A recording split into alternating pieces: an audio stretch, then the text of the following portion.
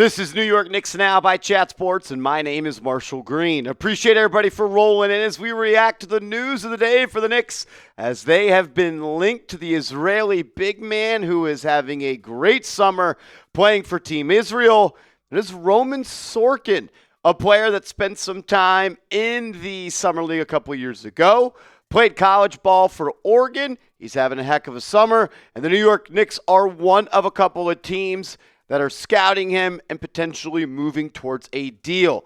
Ian Begley of SNY reporting this. After a strong showing in EuroBasket with the Israeli national team, Roman Sorkin has garnered interest from the Portland Trail Blazers, the New York Knicks, and the Miami Heat, per source. Sorkin is under contract and was one of the top bigs in the EuroLeague last season. He had a heck of a EuroBasket summer. Played in 6 games, averaged 16.5 points per game, gave you 6 more boards a night, 1.2 assists, shot 51.4% from the field and 31.8% from downtown. And he had a massive game against Iceland where he scored 31 points and he was 13-19 from the deck. The New York Knicks do still have that final 14th roster spot to hand out. I guess it's not final 14th roster spot to hand out with a veteran minimum deal, and Roman Sorkin could potentially be that guy. Who is he? Here's some background information on him.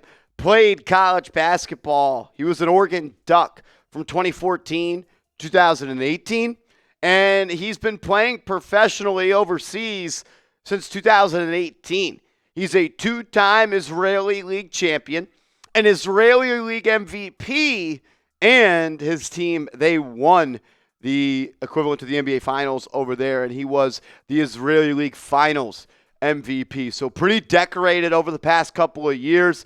Has an MVP to his name. This guy's got skill and he's got talent, and maybe he's going to look to take that jump to the NBA and see if he can continue to be productive in the best basketball league in the world. Still just 29 years old, so still some time for him in the NBA to prove that he is a legit NBA talent. 6'10", so he is a big man, and he's 229 pounds.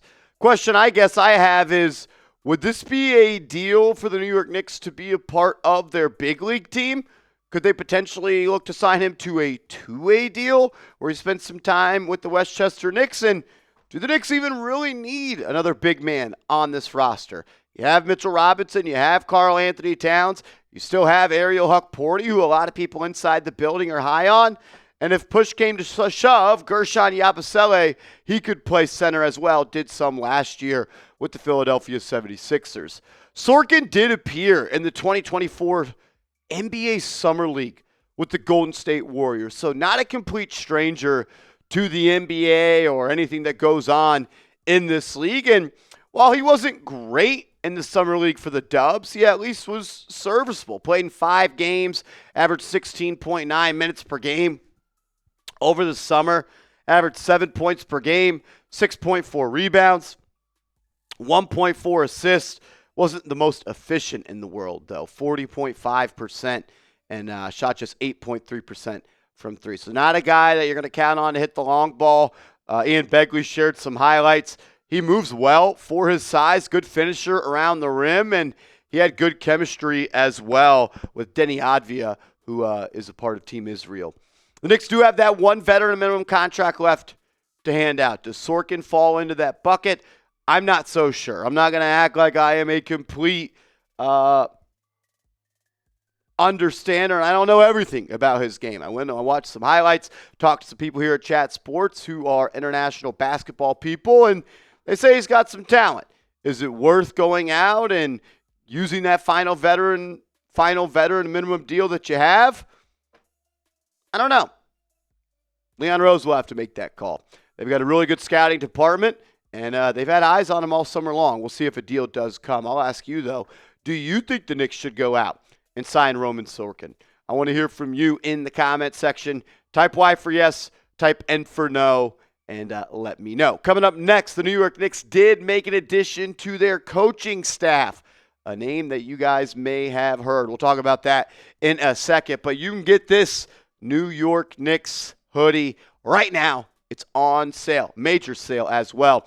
It was $80. Now it is $47. Go to this link, chatsports.com/NYK hoodie / chatsports.com/NYK hoodie / I'll put that information and link and make it clickable down in the comments and the description.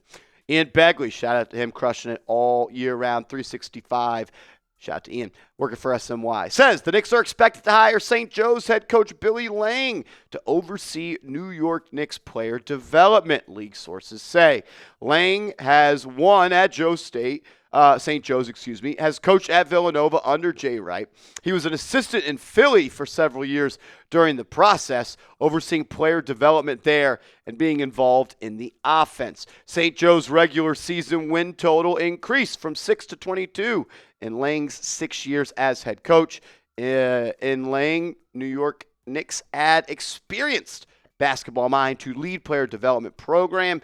Internal player development is and remains a high key priority for the New York Knicks while it is in win now mode with core veterans. We heard and have heard Mike Brown really wants to place a strong emphasis on the player development side of things with the New York Knicks. Talked about that at his introductory press conference, and he makes a strong move here. Chris Persian, and shout out to him, he's crushing it, saying he was an assistant under Jay Wright at Villanova for 3 years before leaving to become the head coach at Navy for 7 years.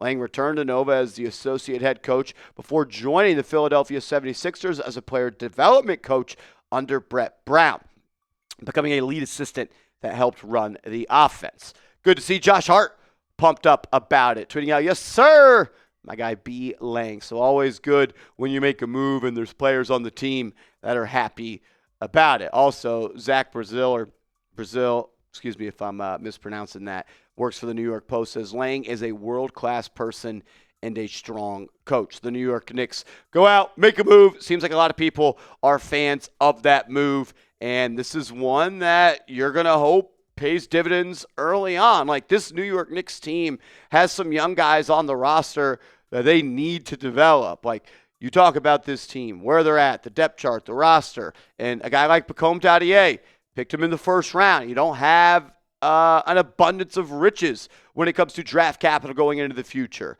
Can Lang work with Dadier and help develop him? Can he become an NBA contributor this year? Do we see a guy like Ariel Hukporti benefit from this move? Is he going to continue to get better and better? That's what you need. The Knicks are a team that is extremely top-heavy when it comes to talent, but also salary as well. And you need some of these young, cheap contracts to start producing. And the way that you stay out of that second apron and you avoid that repeater taxes, a guy like Miles McBride making $4 million contributes. A guy like Bacome Dadier contributes. Tyler Kolek, well, we see a jump in his game over the next couple of years. You need some of these young guys that you spent draft capital on to start to produce. Hopefully the new head of player basketball development can help you get there. Make sure you are following me on social media. I'm on Twitter. I'm on Instagram @MarshallGreen_.